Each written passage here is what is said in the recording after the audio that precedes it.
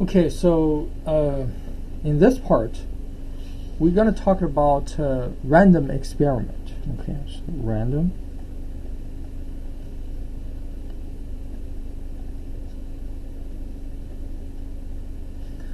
experiments. So, and some probability. First of all, let's look at one concept. What is a random experiment? As you can see, that for example, if you have a fair corn and then you toss the corn, and of course we don't know whether the corn is going to be a head or tail, right? So this is one of the example for random experiment.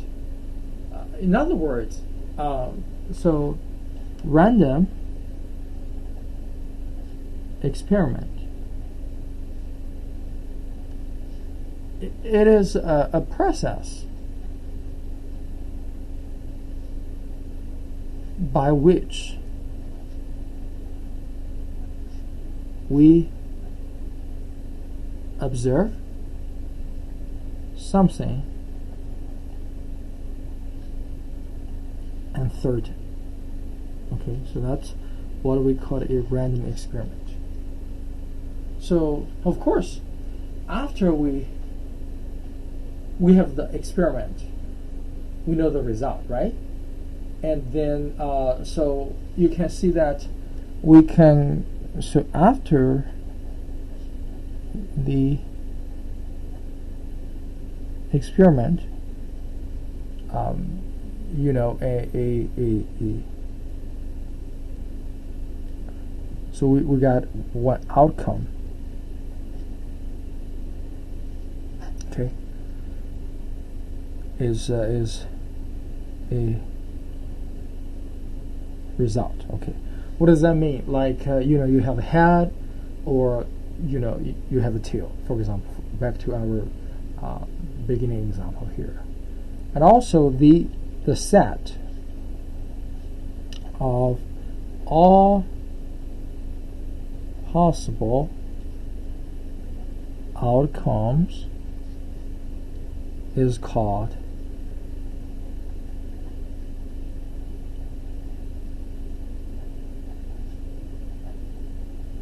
sample space. Okay, remember the capital S, the universal set. Okay, that's how do we do that? Okay, the sample space. So you know, we can do, so the random experiment,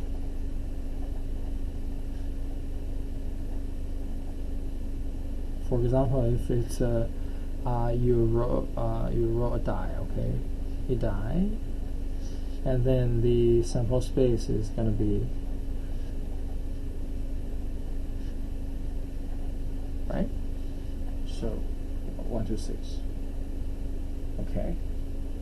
So all, you know, you toss a corn, the sample space is a head or tail. Okay, head or tail. So if we repeat, okay, so that's the definition about random experiment. And what is outcome? What is the set of all possible outcomes? It's sample space. And on top of that, you know, if we repeat a random experiment a lot of times, and each of them we will call, have a name, trial. Okay, so if we repeat this random experiment several times, and then each one of them is called a trial. Okay, for example, if we toss a fair corn 10 times, and each time it is called a trial. You know, first trial, second trial, etc. Okay, and then yeah. So Okay.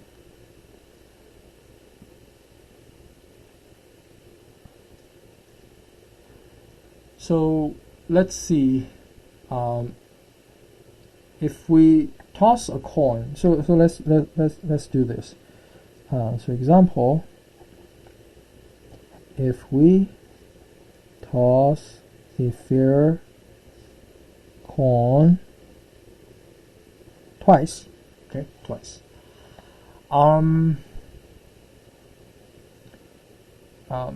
You know, what's the sample space? So the sample space is gonna be. It's possible we can have. The first one is head, second one is also head, right? Or it's possible we have a head and tail, or can have a tail, head, or we can have a tail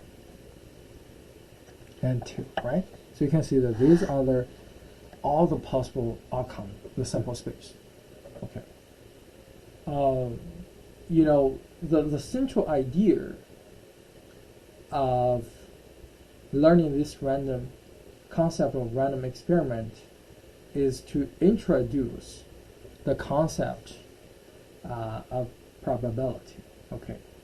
What we want to do is we want to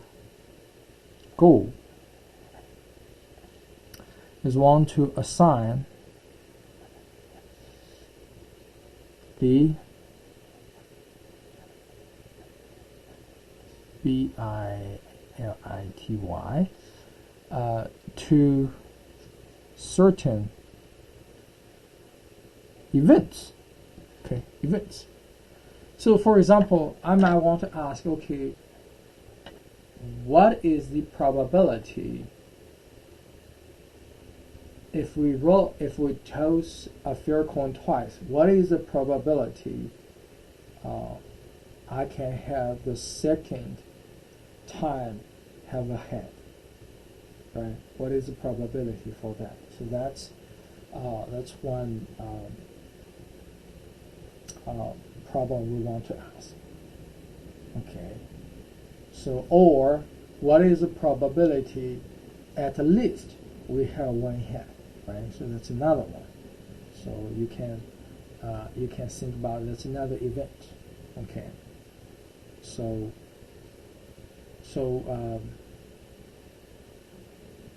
keep in mind the outcome is the result of one random experiment, and the sample space is a set of all the possible outcomes.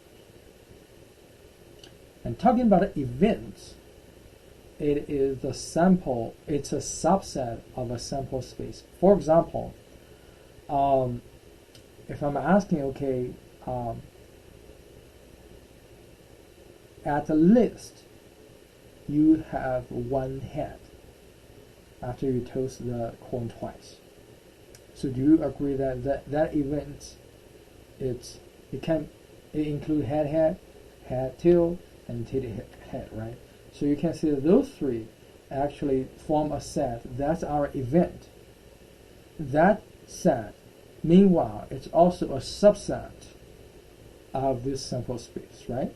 Because of course it's a subset. Okay, so that's what we can see. And of course, between as long as so let's see, event. It's a subset of S, the sample space. Okay. Since event is a set, so it will follow all the set operations. You know, you can do, if you can see if A and B are two events, you can do the intersection, right? Or you can do the union, right? Difference, right? Yeah, so all the thing. So often we would like to give you some problem like something at least happens once, okay, at least, or all of them, so just be careful about those words, okay. So That's what we can get here. So now keep going to talking about the cool part. Okay, so we assign a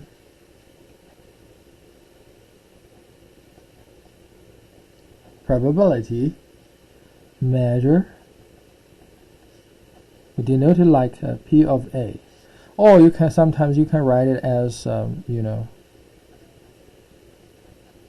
either way. Okay, to an event A. Okay, to an event A, and then we want this value to between 0 and 1 to show that how likely this event is. Okay.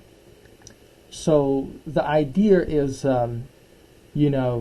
if this probability is very low, it's very small, very close to 0, that means, it's very unlikely the event ain't gonna happen. Okay.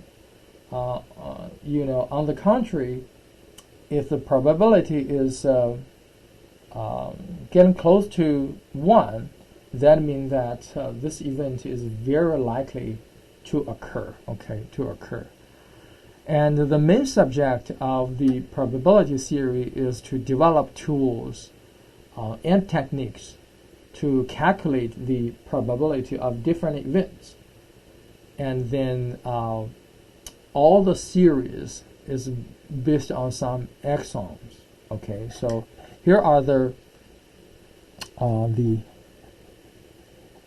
axioms of the probability. Okay, I'll short into this. The first one is for any event, the probability is definitely going to be greater or equal than 0. Okay.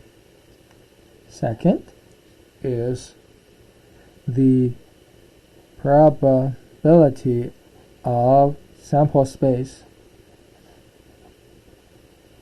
S is equals to 1. Okay, is equal to 1. So that means the event S always happens, right? Because you see that because it includes all the possible outcomes, right? And then 3, if A1, A2, A3, those are the disjoint events. Then the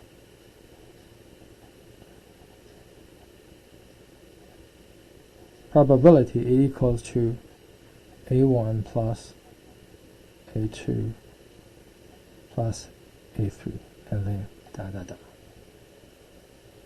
So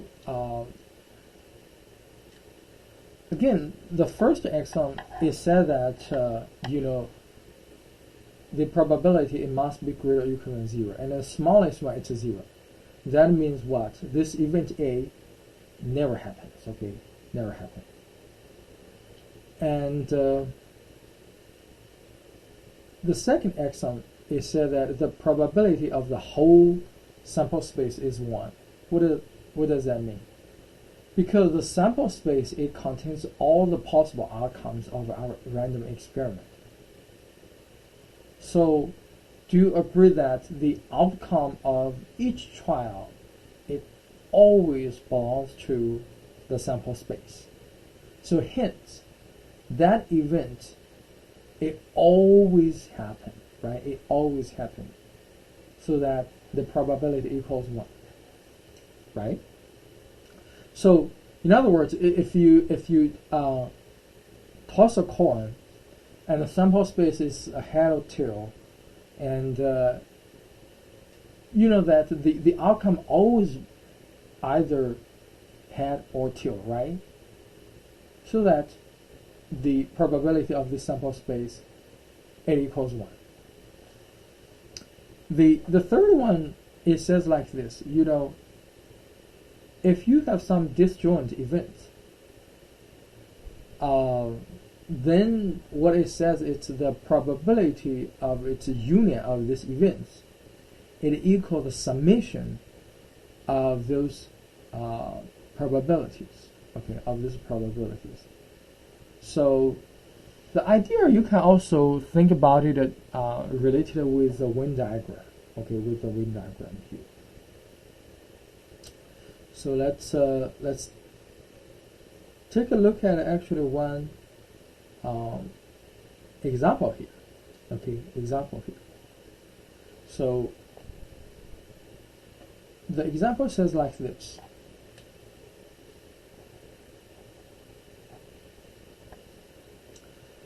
So in a presidential election, there are 4 candidates. Okay, so in one election, candidates, there are A, B, C, and D. Okay, A, B, and C, D. So those are candidates.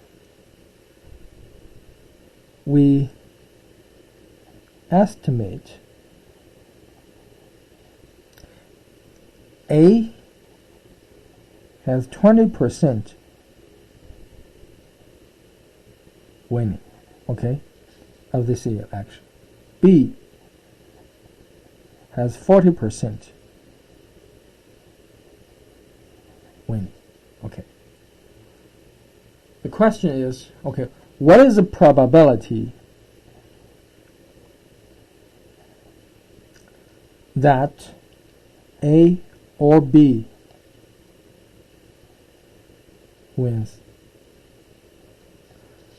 So do you realize that if A wins, then B cannot win, right? If B wins, A cannot win. Same thing. So do you see that the union of those 2 events is actually equals the sum of those 2 probabilities, which is 60% or 0.6. Right? We rather write like into this. Okay. So in summary, if those are disjoint, and then so the probability of the union equals the sum of the probability of each. Okay. So yeah. So that's something we can have. And also talking about some notations here. So A union B, also you can write it into A or B, okay? But if it's A intersect B, you can write as P A comma B, or P A and B, or P A B. Okay, so those are a couple of different notations. Okay, different notations here. So, okay. So another part is, okay, how do we find some probabilities, right? Some techniques. Okay, how do we find them? If we know the sample space, and then we have a random experiment, how do we find the probability? So that's going to be the next pieces here. And then I think for this section, I already covered a lot. And then I'll stop here, and then I'll see you guys in the next part.